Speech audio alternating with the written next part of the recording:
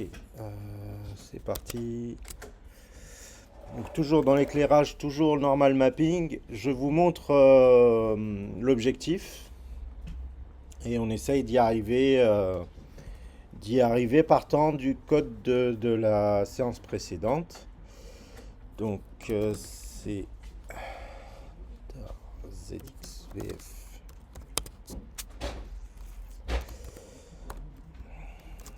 J'espère que dans les 40 minutes qui nous restent, on arrive à ajouter tout ça. Donc c'est l'exemple de la semaine dernière où j'ai juste modifié la géométrie pour utiliser un cube. Et comme vous pouvez le voir, ou pas, je ne sais pas, l'éclairage est assez bon, oui. Comme vous pouvez le voir, là l'effet de volume fait par le normal mapping suit le dessin de la texture. Il n'y a pas de normal mapping qui est téléchargé là. Je récupère une texture. On pourrait imaginer que cette texture soit synthétisée aussi, c'est-à-dire qu'elle soit 100% programme. Et à partir de l'image, je fabrique la normal map.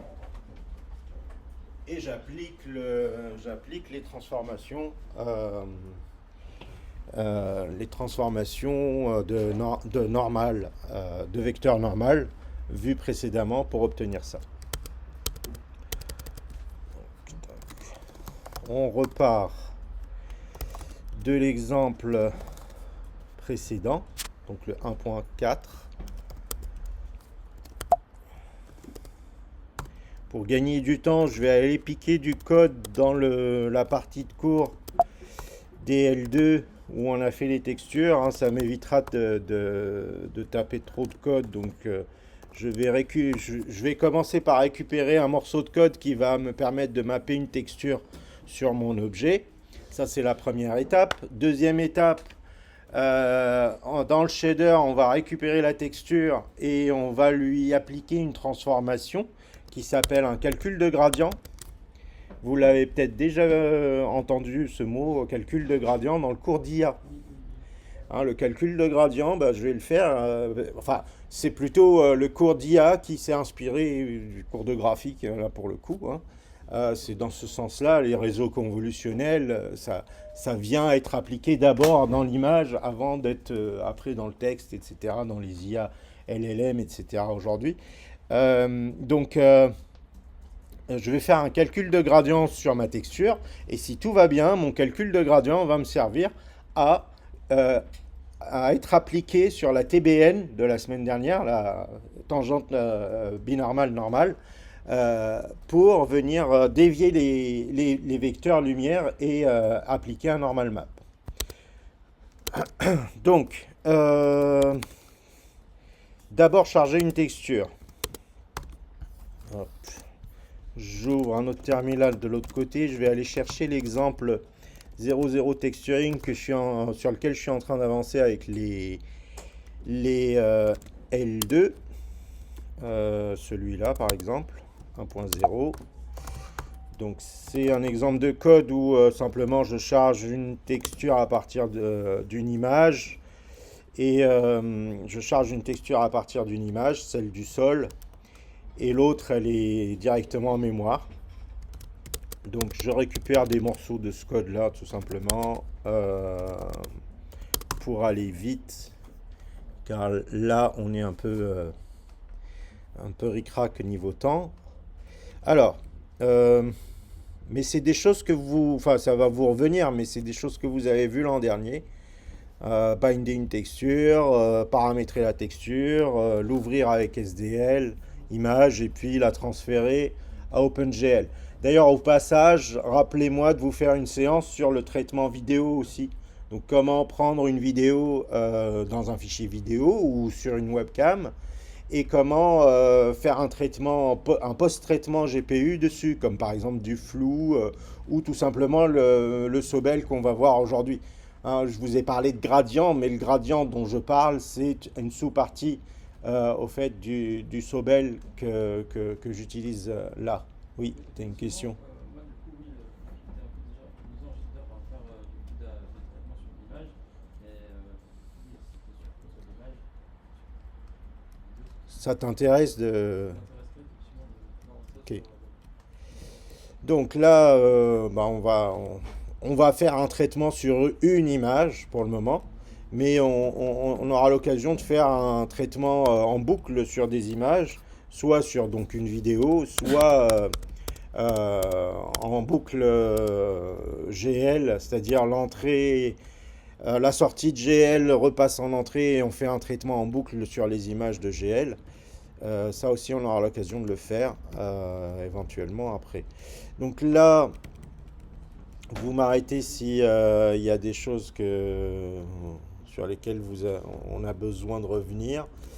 Il y a, hop, euh, il manque la ligne génération qui est là. Et donc, on génère un identifiant de texture qu'on va stocker dans une variable qui s'appelle TechID. Je vais aller la créer tout en haut. Doc, TechID, identifiant pour une texture. Hop. Donc ça c'est la première étape. Deuxième étape, binder cette texture. La paramétrer pour quand elle est minimisée, quand elle est maximisée, en linéaire et en linéaire aussi. Donc ça m'intéresse pas la stratégie ni reste pour la situation actuelle. Hein. Je veux pas quelque chose de binarisé, je veux quelque chose de linéarisé et pour faire des gradients c'est quand même beaucoup mieux.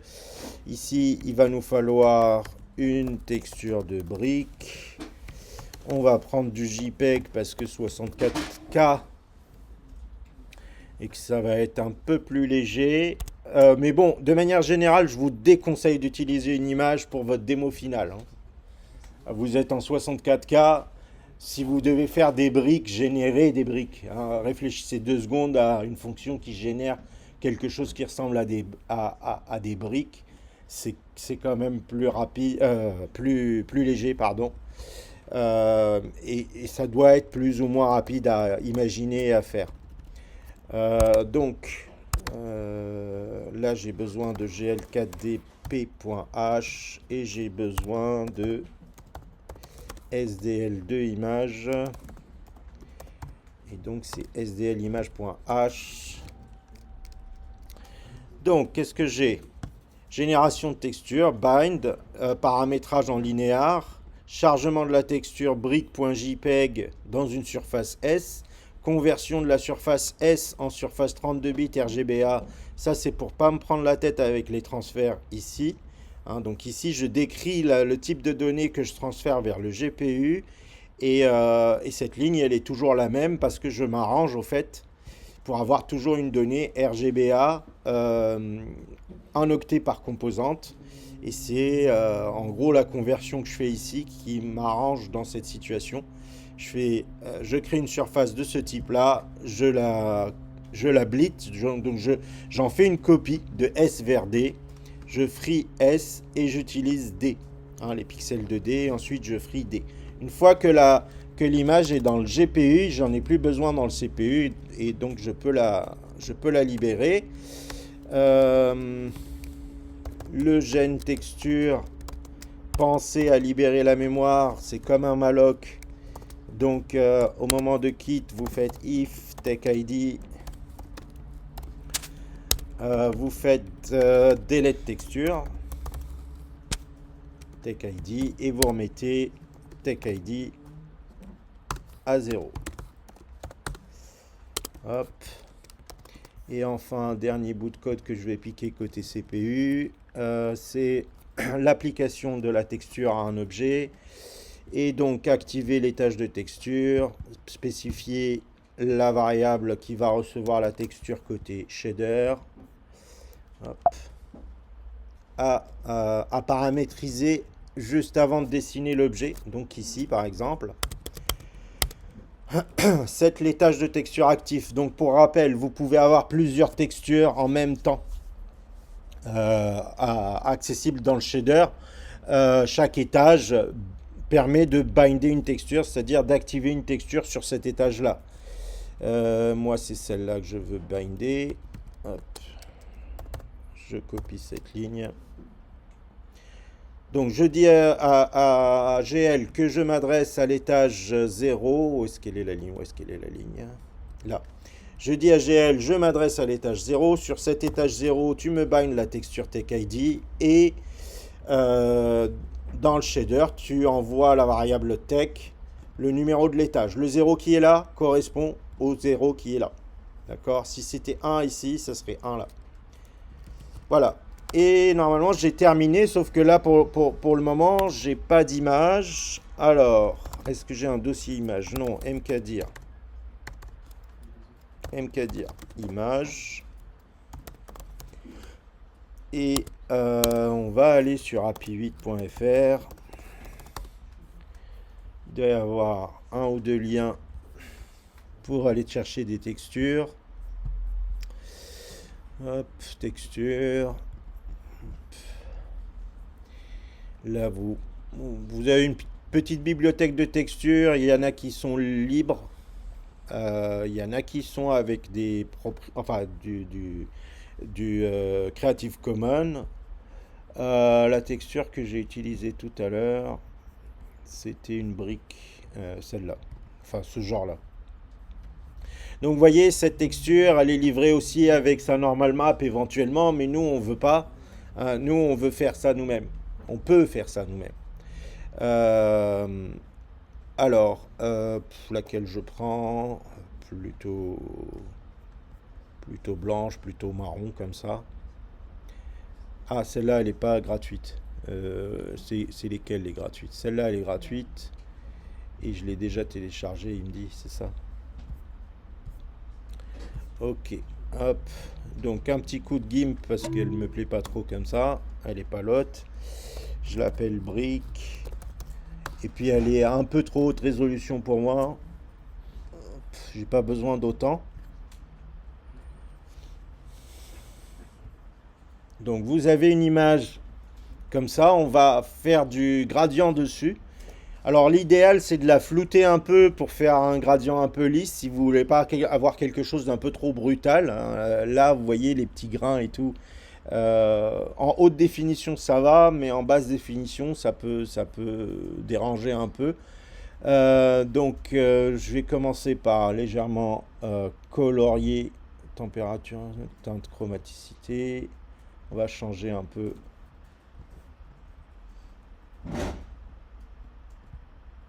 La hue, quelque chose dans les rouges plutôt. Ouais.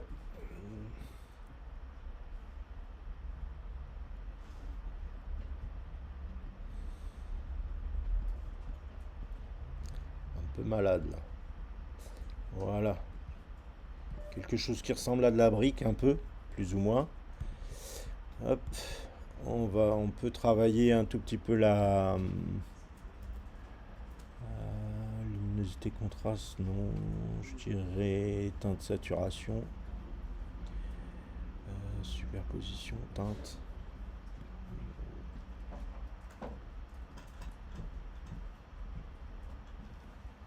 Luminosité. Et augmenter un peu la saturation. Valider. Filtre flou, gaussien. Voilà, un petit flou gaussien, un peu plus fort, validé. Et puis je finis avec un rétrécissement de l'image, échelle, taille de l'image, 64, ça suffira largement. Bon, vraiment, là, j'ai pas besoin de grand chose, hein, comme vous pouvez voir. Ça suffit largement pour travailler l'effet brique que je cherche. Donc j'exporte ça en JPEG. Ouais, j'aurais pu faire PNG aussi, en 90% c'est très bien. Et exporter et je quitte. Je vais ici, je récupère les briques là, desktop, briques.jpeg dans image. Ok, j'ai mes briques, j'ai fait en sorte que le code charge et transfère l'image en GPU. Le souci de link ici, c'est parce que dans le makefile, il faut venir ajouter à ldflags moins petit l sdl2 image. Hop, make, on est bon. Donc ça compile. Par contre, à l'exécution, ça donnera rien. On va aller modifier le shader pour au moins vérifier que notre image est chargée. Donc pour le moment, juste vérifier que l'image est chargée. Venir ici, dire que fragColor égale texture de tech à la coordonnée JSO techCord. Hop, point virgule et return. On jette tout le reste à la poubelle, j'en veux pas. Donc tout simplement, donc j'arrive ici, je récupère la texture depuis tech et tech c'est un uniforme qu'il faut déclarer en haut en sampler 2D. Hein, une texture, c'est un sampler 2D, c'est quelque chose qui vient échantillonner dans un contenu de Texel qui fait un échantillonnage flottant, enfin pseudo-continu dessus. Donc le sampler, c'est lui qui décide de faire de l'interpolation linéaire ou pas sur la texture.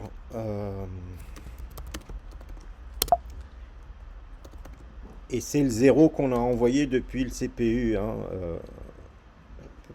light. Donc j'ai bien ma texture qui est mappée sur mon objet. Mon objet qui n'est pas que, bon là, je préférais que ce soit un cube. Je laisse la variable s'appeler sphere_id, mais je change simplement ici. Hein, vous changerez plus tard, vous, pour faire un truc plus cohérent. GL4DG cube F. Hop. La coordonnée de texture, je trouve qu'elle n'est pas suffisamment répétée. Je vous montre. Oh, quoique si. Peut-être 1 fois 2. Juste multiplier par 2 la coordonnée de texture pour qu'elle se répète 2 fois plus. Donc vous venez ici. De préférence, vous avez un facteur que vous paramétrisez en uniforme et que vous avec lequel vous multipliez ici. Mais bon, là, je suis un peu pressé, donc je fais juste une constante, une valeur constante en dur. Et voilà, on a multiplié par 2 la répétition de la texture. Et donc on part là-dessus pour, première étape, calculer le gradient. Il me reste 20 minutes, ça va être chaud.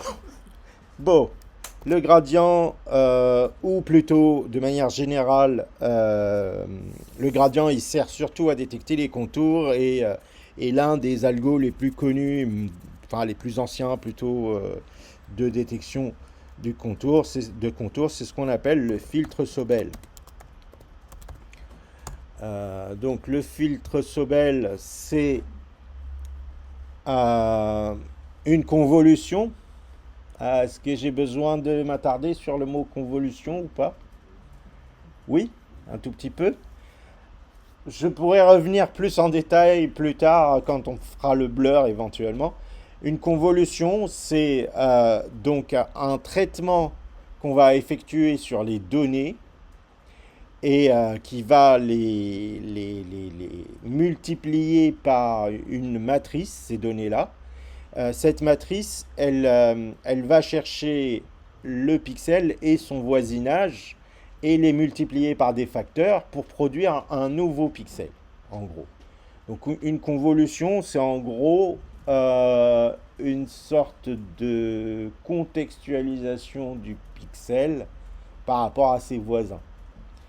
Et tout ça par le biais d'une opération en fait, de multiplication par une matrice. Une matrice, c'est un tableau de valeurs qui affecte le point et ses voisins, et utilise ses voisins. En gros, ceci est ce qu'on appelle un masque de convolution, et ceci en est un autre. Alors, voilà, Sobel est une convolution particulière parce qu'elle a elle a deux matrices de convolution, elle n'en a pas qu'une seule. Elle en a une pour récupérer ce qu'on appelle les gradients horizontaux et l'autre pour les gradients verticaux, et c'est le mix des deux qui donne ce qu'on appelle le Sobel, qui est là. Ah, le mieux, c'est que je le code et que dès qu'on commence à voir les premiers résultats, vous allez voir en fait où se trouvent en fait les histoires de gradients, qu'est-ce que c'est exactement. Mais euh, ici, on peut, hein, quand on a l'habitude, on peut imaginer au fait ce que donne ce genre de choses. Hein, on voit des valeurs complètement négatives à gauche, des zéros au milieu et des valeurs positives à droite. En fait, ça, pour quelqu'un qui a de l'expérience, il comprend immédiatement ce que ça fait quand c'est appliqué à un pixel, en fait. Donc, en gros, vous avez votre pixel qui est centré toujours sur la matrice et ses voisins qui sont touchés par les valeurs qui sont autour. Donc, vous imaginez le pixel par là et ses voisins. Donc, chaque élément va être multiplié par l'élément qui est par-dessus lui. Donc une convolution, c'est un truc qui vient scanner toute l'image et traiter tous les pixels de l'image en parallèle. Hein. En parallèle, c'est-à-dire pour chaque élément, j'utilise ses voisins, mais de l'étape d'avant. Hein, pas de l'étape d'en cours de modification. Ok. Un peu comme l'an dernier quand on a fait les automates, vous vous souvenez, on regarde l'étape d'avant et pas l'étape une fois calculé le nouveau état de l'automate. Donc c'est un peu la même chose. Le voisinage dans les automates, c'est un peu la même chose, sauf qu'ici, en fait, on vient juste multiplier par des poids. Hein, les poids, ils sont dans la matrice. Et on calcule une nouvelle valeur. Et quand on a un peu d'expérience, on comprend ici que, au fait, sur un pixel où j'ai une ligne verticale, ce genre de matrice va venir renforcer cette ligne verticale. Alors, ouais, je vais quand même prendre 2 minutes pour l'expliquer à l'aide d'un dessin. Un stylo. Hop. Donc imaginez ici avoir une image. Hein, donc ça c'est une image. Et ici vous avez un gros trait noir. D'accord? Donc ici les valeurs elles sont à 0. Ici la valeur sur cette colonne là elle est à 255. Et sur cette colonne là elle est à 255. Alors on va pas prendre la ligne, on va pas prendre la ligne 0. C'est pas ça qu'on va faire. Ça génère en réalité, ça génère deux gradients. Voyez ça en 3D. Est-ce que vous pouvez voir ça en 3D? Une ligne noire comme ça, dans une image blanche. Si on visualise ça comme si c'était de la 3D, je la dessine sur le côté, c'est comme si j'avais un canyon. Est-ce que vous voyez la même chose que moi ou pas? Ok. Donc, ça, vu comme des couleurs, si je la modélise comme si c'était un terrain, j'aurais en fait une grosse plateforme comme ça, et boum, d'un coup un trou, et puis boum, d'un coup je remonte, et plateforme. Et vous voyez, donc ici j'ai un gradient négatif, ça tombe, et ici un gradient positif, ça monte très fort. Donc ici, j'ai un gradient, disons, qui descend brutalement, et ici, j'ai un gradient qui monte brutalement. Donc en réalité, ces deux gradients, celui qui descend brutalement et celui qui monte brutalement, ils sont là, au voisinage. Maintenant, si vous prenez la matrice que vous avez sur le Wikipédia, là, et vous la mappez par-dessus le pixel d'à côté ici, vous aviez des zéros. Sur la colonne du milieu, vous aviez des moins 1 ici, moins 2 et moins 1, plus 1, 2 et 1. Et alors, faites la somme, multipliée par les poids que j'ai dessinés en vert. Moins 1 fois 255, plus moins 2 fois 255, plus moins 1 fois 255, plus 0 fois 255, plus 0 fois 255, plus 0 fois 255, plus 1 fois 0, 2 fois 0, 1 fois 0. Qui est-ce qui gagne? La somme que je viens de donner là, on a en gros moins 4 fois 255. Donc le gradient ici vaut, combien c'est? Moins 4 fois 255, ça fait 1024 moins 4, 1020. Avec un gros moins. Le gradient est négatif de 1020. C'est pour ça qu'on appelle ça le Gx. Le gradient en x, c'est le gradient horizontal. Quand je me balade dans cette direction, je tombe dans un trou ici, je remonte ici. Et tout le reste, c'est plat. Donc la matrice qui est là permet de détecter les trous verticaux. Le gradient horizontal permet de trouver des lignes verticales, des lignes verticales. Le gradient Y vertical permet de trouver des lignes horizontales. Voilà. Et quand vous mixez les deux, vous trouvez des lignes, tout court. Et c'est ça le Sobel. Cette image-là, son Sobel, c'est ça. Là où vous avez du blanc, c'est que vous avez du contour. Là où vous avez du noir, c'est que vous avez du plat. On va reparler 5 minutes de convolution, histoire de se remettre dedans. Donc, on a une image. Donc, c'est une grille.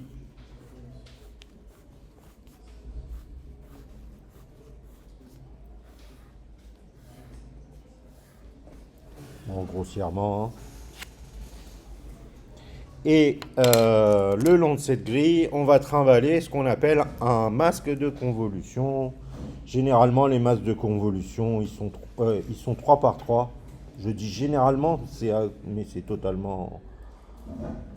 de moins en moins faux parce que on peut faire des grosses convolutions maintenant avec les GPU. Donc globalement, vous faites trimballer ce truc-là le long de l'image. Et à chaque fois, en réalité, donc je prends un cas particulier où on a tous les pixels qui mappent, c'est-à-dire si je place au même endroit, si je centre le masque de convolution sur un pixel, j'ai tous les pixels voisins qui existent. Ici, on a un cas particulier, on a des pixels qui n'existent pas.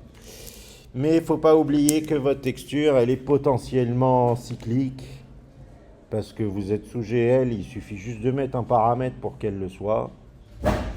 Et qu'en réalité, donc, quand vous sortez à gauche, vous revenez à droite. Quand vous sortez à droite, vous revenez à gauche. Donc les convolutions, ça marche en GPU plutôt facilement. Il faut juste modifier les paramètres de texture pour savoir comment on repeat. Alors parfois, on a plus besoin d'un repeat mirror parce qu'on veut que la fin ici reprenne exactement pareil, mais en symétrique. Et là, la fin en symétrique. Donc c'est un repeat mirror qu'il faut faire généralement pour, disons, avoir le cas le plus classique. Donc on trimballe un masque de convolution. Ce masque, il trimballe avec lui des poids. Généralement, la somme des poids, ça vaut 0. Je dis, voilà. Généralement, la somme des poids, ça vaut 0 parce que ça nous évite de diviser par la somme des poids à la fin du calcul. Et la question, c'est je prends le poids et je le multiplie par le pixel qui est en face de lui. Donc, en gros, le poids dans la matrice rouge est multiplié par la valeur du pixel vert. Hein, le poids dans la matrice rouge est multiplié par le pixel vert, etc. etc. C'est fait pour tous les éléments du masque de convolution. Et à la fin, le résultat, il est écrit dans le pixel central. C'est ça une convolution. Donc, généralement, une convolution, c'est quelque chose qui vient simuler ce qu'on appelle les filtres en traitement du signal. On commence souvent par de la radio, du son, des trucs comme ça. Donc on a un son, il contient par exemple des hautes fréquences. Et on va faire passer un filtre qui va les lisser pour en faire un son basse fréquence. Donc, ce qu'on appelle par exemple un filtre passe-bas. Un filtre passe-bas, c'est une sorte de flou. Mais bon, là, je dessine un son, une courbe, une simple courbe et pas une surface.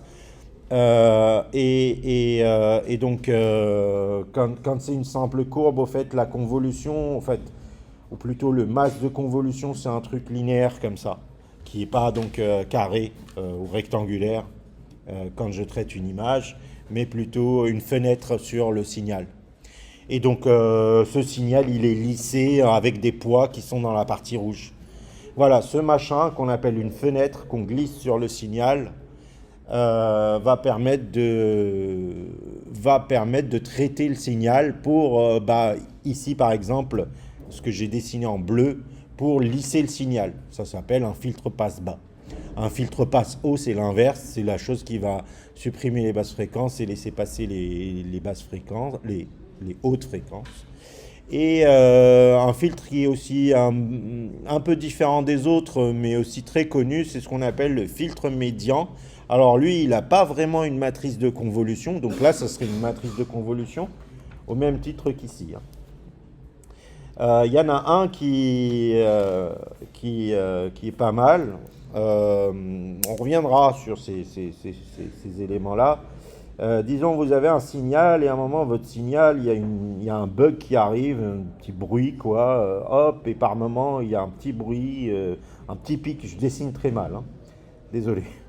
Un petit pic qui survient, et voilà. Et votre signal, il est censé être bien joli, mais il a des pics un peu de partout.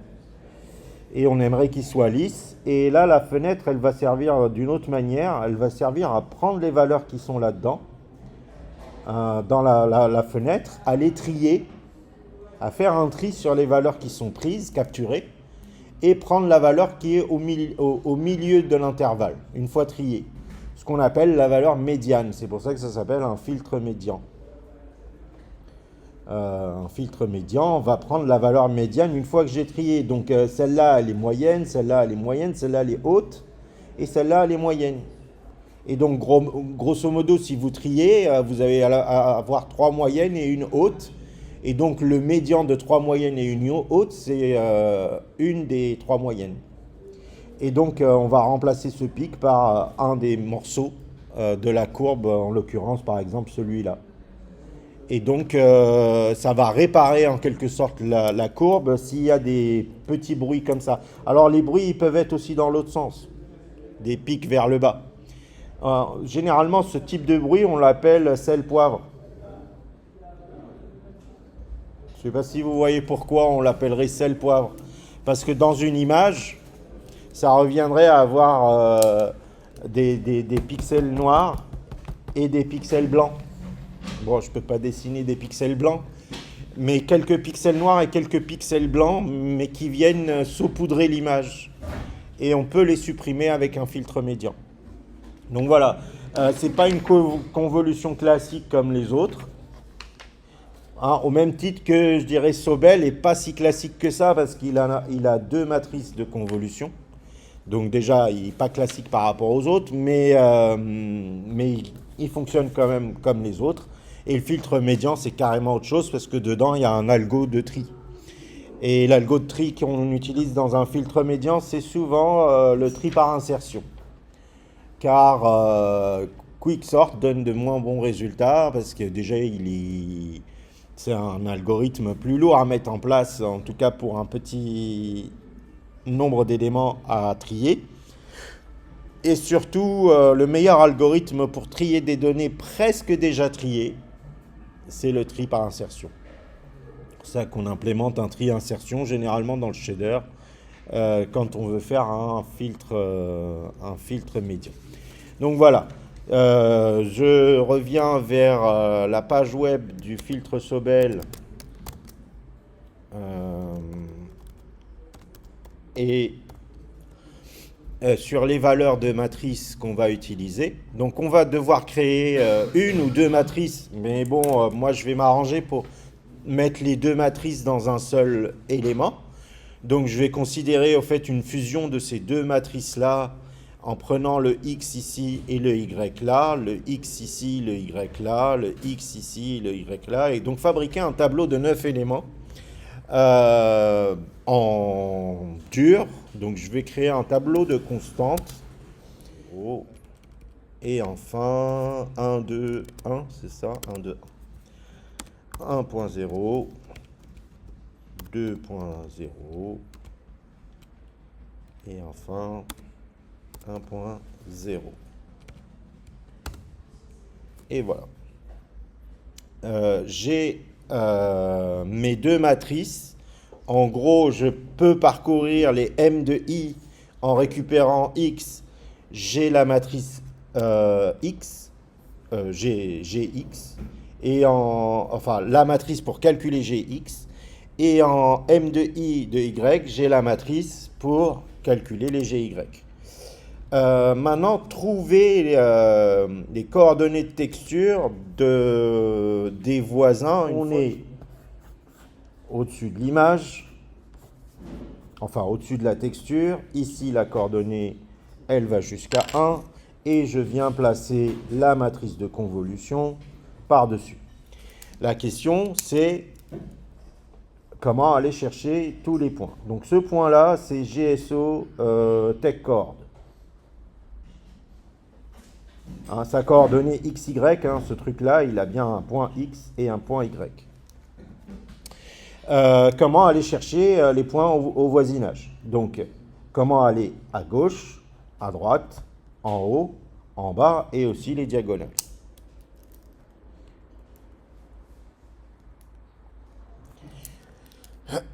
Donc, la question c'est principalement quel est le pas à gauche, quel est donc du coup le pas à droite il est positif, le pas à gauche est négatif, et le pas en haut et le pas en bas. Et en réalité, il faut d'abord commencer par se dire, mais cette image, elle contient combien de texels en largeur? En W, et combien de texels en H? Et en fonction, combien de texels en W et combien de texels en H? Et donc, en fonction de la résolution de l'image, hein, vous allez calculer la taille d'un pas ici. Et là, la même chose. En fonction de la résolution de l'image, vous allez calculer la taille d'un pas ici. Donc ici, le pas, c'est 1 sur W. Et ici, le pas, c'est 1 sur H. Et donc, ce truc-là, je vais l'appeler offset, décalage, quoi. Offset X, offset Y, pour aller chercher les voisins à gauche, à droite, en haut, en bas, et toutes les diagonales aussi. Ok? Donc, ce machin, moi, au niveau du shader, je suis incapable d'avoir cette information. Le shader ne peut pas avoir cette information. Par contre, le CPU, au moment où il a lu l'image, il a la largeur et la hauteur, et donc il peut la transmettre au shader. Donc voilà, ça c'est la première tâche à effectuer, transmettre au shader la largeur et la hauteur de l'image. Donc on retourne dans le fichier .c, on va là où on a chargé la texture, ici, voilà. Une fois qu'elle est chargée et prête à être transmise à cette ligne-là, on a l'info. Alors, pour la passer au shader, il faut que le shader il soit actif. Donc, même si on ne l'utilise pas ici pour dessiner, il faut mettre un GL Use Program. Donc, bien sûr, il faut qu'il ait déjà été créé, PID, hein, mais justement, il est créé juste là, au-dessus. Donc, PID est déjà créé. Quand vous avez fini, parce qu'on ne laisse pas la pagaille en partant, on le remet à 0 pour dire ok, maintenant j'ai plus besoin de toi. Et entre les deux, j'envoie l'information. GL uniforme, ça serait 2 flottants, un uniforme à 2 flottants, donc un vec 2. L'emplacement c'est GL get uniform location. Uniform location. La fonction uniform location prend comme premier paramètre le PID du programme et deuxième paramètre le nom de la variable dans le programme, donc le PID et le nom de la variable qui serait offset. Voilà. Deuxième et troisième paramètre de uniforme de F, c'est les deux flottants que je souhaite transmettre. Donc, 1.0 divisé par la largeur de l'image, elle est contenue dans la structure D, la surface D flèche W, et 1.0 F divisé par D flèche H. Là, je vais avec fabriquer un tableau de 9 offsets pour qu'il matche le tableau de 9 pondérations de matrice. Donc là, par contre, ça ne peut pas être un const, parce que c'est variable, ça dépend du uniforme. Alors, je pourrais aussi le précalculer en CPU et l'envoyer. Je fais un truc bien joli, comme ça vous pouvez bien voir. Le point central, il est là, 0, 0, pas de décalage. Le point en haut à gauche, un décalage X négatif, un décalage Y positif, parce que vers le haut, voilà, en haut tout court, en haut à droite, etc. Donc ça, c'est mes 9 décalages qui vont venir être matchés avec mes 9 pondérations de matrice. Et l'objectif est de calculer les 2 gradients qui sont sur la page. Dans une fonction qui va me retourner un vecteur 3 que j'appelle Sobel, qui ne va pas prendre de paramètres, qui va du coup calculer un vec2. Alors, j'ai quoi à calculer là? Est-ce que vous voulez qu'on fasse directement le Sobel qui est là? Ou je peux détailler un tout petit peu plus et faire un Sobel sur les rouges, un Sobel sur les verts et un Sobel sur les bleus. Mais après, je ne vais pas en avoir besoin. Je peux faire en fait 3 Sobel en un, ou je peux faire un Sobel de luminance ou de degré de lumière, quoi. Un seul. Bon. On va faire un seul. Ok. Donc au final, en sortie de ce truc-là, je suis censé avoir juste un G, juste un vecteur 2. Attendez, tac, tac, tac. Oui, je pense. Juste un G.X et un G.Y. Donc je vais juste me contenter d'un seul G, vec2, 0.0, 0.0. J'aurais pu mettre qu'un seul. Ok, je fais une boucle for, int i égale 0, i inférieur à 9 plus i. À chaque fois, je vais aller chercher, alors ici c'est appelé A, je vais aller chercher la couleur qu'on appelle A. Alors non, ça va être ça va être plutôt la valeur qu'on appelle A, parce que voilà, sinon j'aurais pu prendre les 3 couleurs, le R, le G et le B de chaque A, et vous faire en fait 3 Sobel en un. Mais bon, on va faire qu'un seul Sobel, hein, ça suffira. Float, on va l'appeler A comme sur le Wikipédia, hein, ce grand A là. C'est faites la couleur non, l'intensité de luminance du texel qui est visé. Alors, le texel visé, il faut aller chercher à l'aide de texture. La texture, c'est tech. La coordonnée de texture, ça serait GSO tech chord. Mais pas tout à fait. GSO tech chord, c'est le texel lui-même qui est visé par le fragment. Hein, nous, on veut aussi les texels voisins. Donc, le tech chord, au fait, vous le décalez à l'aide du tableau offsets. Offsets de i. Donc en gros, ici, ça vous permet à chaque fois d'avoir un A différent. Un A par texel. Vous allez avoir un A ici, un A ici, un A ici, etc. Vous allez avoir tous les A, les 9 A de la boucle. Ils se baladent là, en fait. D'accord? Alors, il ne faut pas que j'oublie de désactiver ça. Toc. Ici, texture envoie un RGBA. Rouge, vert, bleu, alpha. Je veux plutôt le gris, moi, qui correspond à ce rouge, vert, bleu, alpha, c'est-à-dire la moyenne, quoi. Hein, ici, on travaille sur une image et obtenir deux composantes, Gx et Gy. Si je veux l'image qui est là, je calcule le grand G, qui est la racine carrée du carré de Gx plus le carré de Gy. En gros, c'est la quantité de contours dans l'image. Plus c'est blanc, plus c'est du contour, plus c'est noir, moins c'est du contour. Ou sinon, ce truc-là qui serait plutôt l'angle du contour. Et c'est plus ça qui nous intéresse, parce que nous, on veut dévier la lumière en fonction d'un angle qui correspond au contour. Donc, avant d'écraser et de vous montrer Sobel, je vais vous montrer, au fait, Gx et Gy, ou Gy et Gx, juste histoire que vous arriviez à percevoir ce que c'est que le gradient, en fait. Le gradient, il est là, il est dans Gx et dans Gy.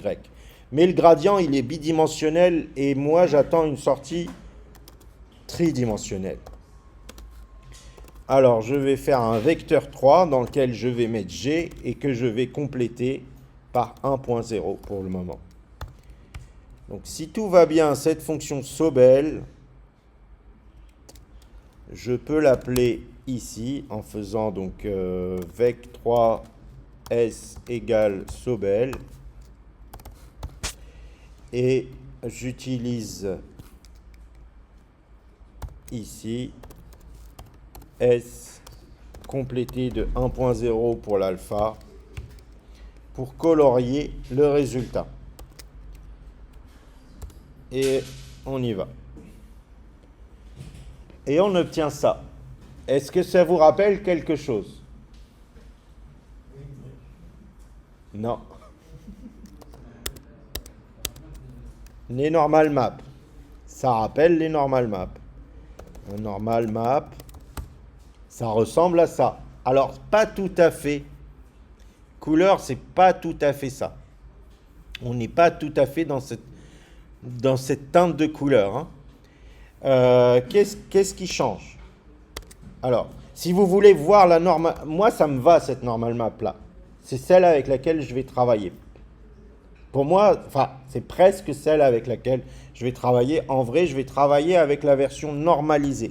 Normalize de la normal map parce que j'adore le monde standardisé où tout est pareil. Non. Mais c'est vrai qu'on a besoin de la version normalisée de la normal map. Alors, mais c'est pas celle que vous voyez là. C'est pas celle que vous trouvez sur Internet ou qu'un logiciel va vous produire. La différence entre la mienne et celle que vous avez dans une image, c'est que les images, elles n'enregistrent pas les pixels négatifs. On est d'accord, les images n'enregistrent pas les pixels négatifs. Donc il y a un problème. Si j'ai un nombre négatif dans un pixel, il est perdu, il est tronqué à 0. Et comment on fait alors? Donc j'ai une valeur qui est positive, négative, entre moins 1 et plus 1, parce que je suis dans un monde normalisé. J'ai quelque chose entre moins 1 et plus 1. Il faut que je l'amène entre 0 et 1. Comment le faire proprement? Par ce qu'on appelle le bias. C'est le bidule qui multiplie par 0,5 et qui rajoute 0,5. Donc vous multipliez tout ça par 0,5, ça vous fait moins 0,5 plus 0,5. Vous rajoutez 0,5 à un intervalle comme ça vous donne l'intervalle 0,1. Et vous êtes arrivé au truc qui est là. Et c'est OK pour vous. Donc, en gros, ce que vous visualisez par le biais d'une normal map fabriquée par Photoshop, par GIMP, etc., c'est en fait le gradient Gx, Gy, mais un peu transformé, juste pour qu'il puisse être stocké dans une image. Voilà, c'est la transformation. Quand vous... C'est pas ce qu'on va faire. Hein. Moi, je vous montre ce qu'un logiciel vous produit. Donc, ce qu'il vous produit, il faut le défaire. Il faut défaire le calcul que je viens de faire là pour vous le montrer. Mais moi, en fait, j'en ai pas besoin parce que j'ai la vraie valeur, la bonne valeur, elle est négative et positive. D'accord? Je vous fais juste la fonction bias là, qui prend donc du coup un vec3 et qui renvoie un vec3.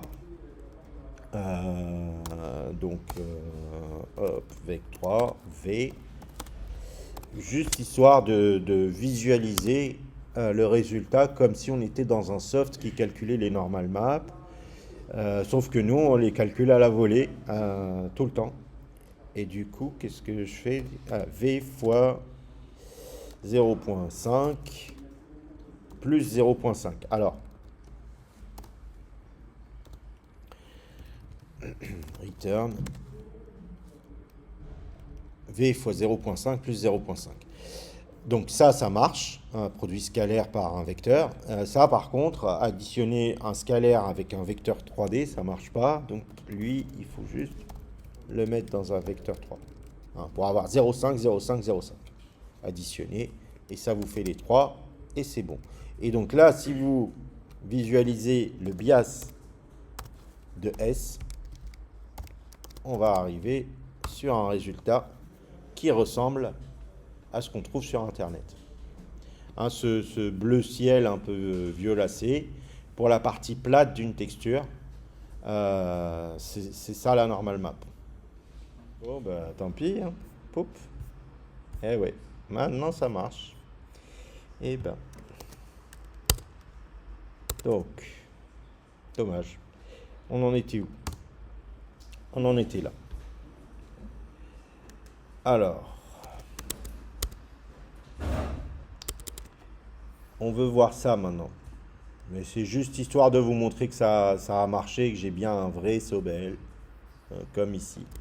Donc un vrai Sobel, c'est simplement, vous reprenez le bias ou pas le bias ou juste S, et vous allez calculer sa longueur. Hein, la longueur, c'est la racine carrée. Enfin, après, celui du Wikipédia, il n'est pas 3D, il est 2D. Hein, vous voyez, c'est une longueur 2D. Bon, nous, on calcule la longueur 3D. Bon, ça va pas être tout à fait... Oula. Ça va pas être tout à fait le même résultat. Oui, c'est 3D.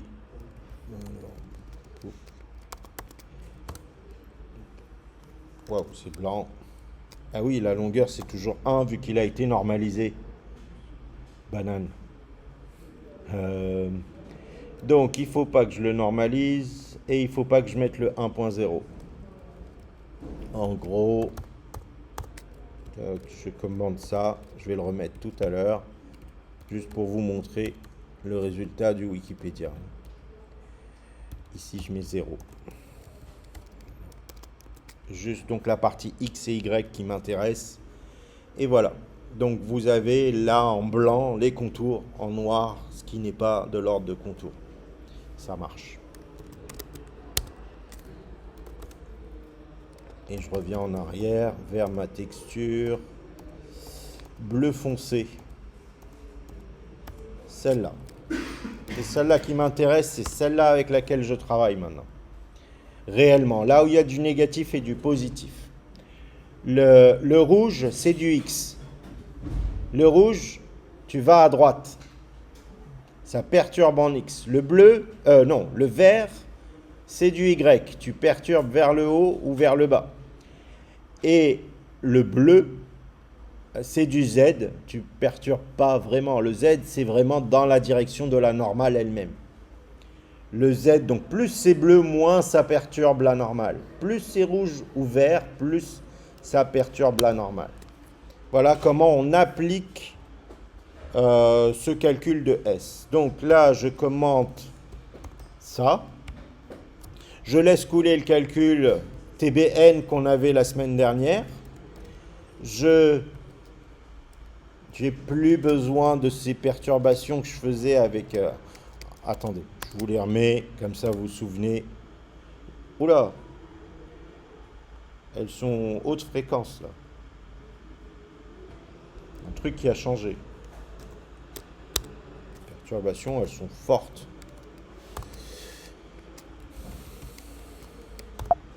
Alors, les fréquences, où est-ce qu'elles sont? 200.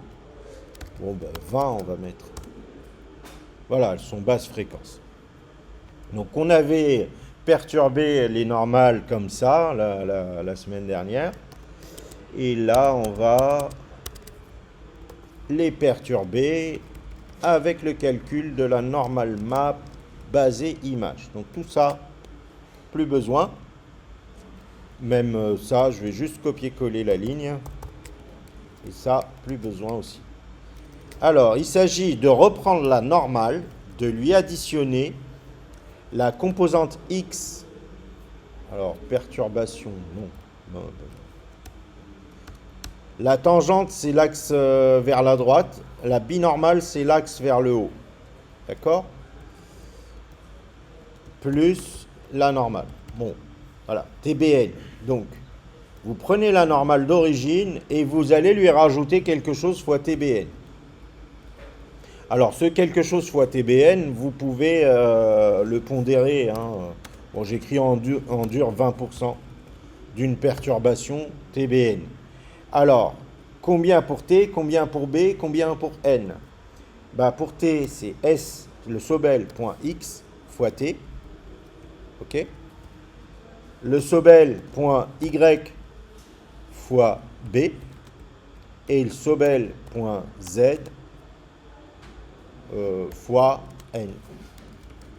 Voilà, le Sobel, enfin le gradient avant Sobel vient perturber à 20% le dessin de la brique. Alors là, on n'a pas la texture de la brique. Dommage. Enfin, on va la rajouter. On continue à modifier le code pour venir incorporer la texture de la brique. Alors, vec4, texture color égale texture dans tech AGSO tech coord. Je récupère la couleur de la texture maintenant et je viens. Allez, je commande cette ligne, je vous la laisse de côté pour le truc qui utilise le matériau ambiant et le matériau diffus. J'efface les matériaux et j'utilise TC à la place. TC, c'est la couleur de la texture. Texture color, TC. Voilà, texture color en matériau ambiant, texture color en matériau diffus. Et puis le spéculaire avec la couleur du spéculaire. Et voilà, alors c'est un peu verdâtre, mais ça commence à être pas mal joli. On a presque l'impression d'avoir une faïence. Le spéculaire est un peu fort. Et le bruit est assez fort. Le spéculaire est un peu fort. On n'est pas dans la couleur de la texture, mais ça c'est parce que je dois avoir une lumière verte ou quelque chose comme ça. Donc je finis de régler le programme pour qu'il vous donne vraiment l'impression d'avoir de la brique. Alors, parce que mon programme il est plein de paramètres. Alors, ça c'est les matériaux ambiants et diffus. Je les ai, voilà, je ne les utilise plus là. Par contre, ma lumière ambiante, vous voyez, elle est plutôt verdâtre. On va la faire blanche. Même on peut la rendre légèrement plus rouge. Voilà. Légèrement. Ma lumière spéculaire. Non, mon diffus de lumière, il est carrément bleu. Bleu-vert. Donc mon diffus, je vais le mettre vraiment blanc. Allez, un blanc plutôt pétant, fort à 100%. Et mon spéculaire, il est fort là, mais je vous montre. Mais moi, je dirais qu'il faut le baisser un peu pour avoir l'effet carrelage un peu moins fort. Faïence, là, c'est fort. Un brique, c'est pas tant spéculaire que ça, une brique. Donc une brique, c'est à peine, je dirais 10%, quoi. Il y a quelques morceaux du matériau qui est un peu spéculaire. J'ai baissé fort, j'ai 20%, allez, 20% de spéculaire. Allez, avec un petit 30 pour la partie rouge. Je sais pas si. Voilà.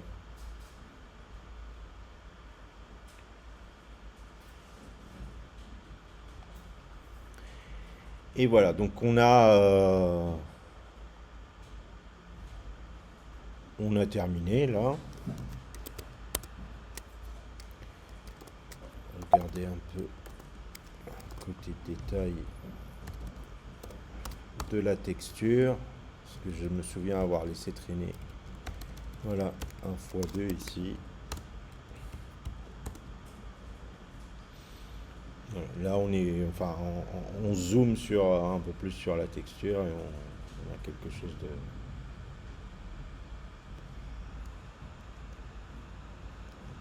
bien visible. Et si vous voulez travailler, augmenter la partie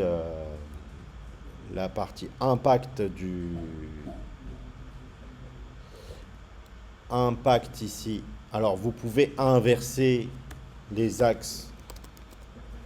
Vous pouvez inverser les axes de perturbation, hein, parce que sur l'autre, on a l'impression que la perturbation elle est vers l'intérieur. Donc en mettant un moins, vous avez une perturbation qui va vers l'extérieur. Et vous pouvez augmenter l'intensité de cette perturbation. Je vais monter à 0,8. Là, c'est un peu trop fort. On voit presque apparaître, sortir la brique, alors qu'elle est toute plate, hein, la géométrie, elle est... Voilà. Ce qui est en réalité à éviter, c'est ce genre de mouvement où vous voyez à ce moment-là que c'est tout plat. Quand vous voyez la face de profil, vous voyez que c'est plat en fait, que c'est une tricherie. C'est vraiment une tricherie sur l'éclairage et cette tricherie, elle marche mieux de face. Elle marche pas si bien de profil.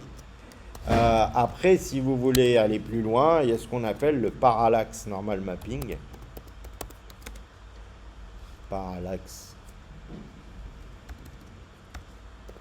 normal mapping. Est-ce que je peux trouver une image qui illustre? C'est donc une déformation au moment du rendu qui vient sortir un tout petit peu les fragments de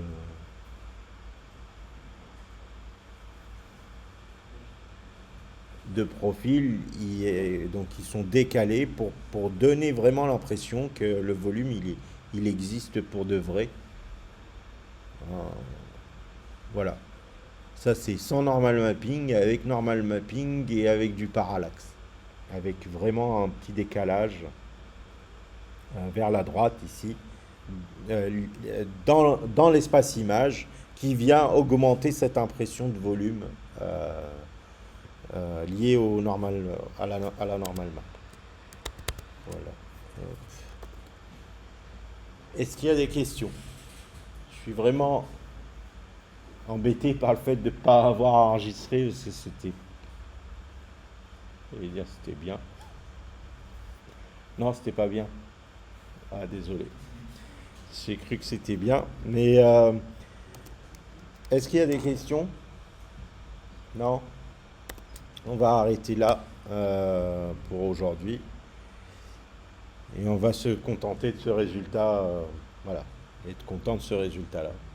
Donc, je vous ferai de la génération de textures et on se rappellera de cet exemple-là et on le reprendra pour à la fois générer notre texture et faire du normal mapping derrière dessus.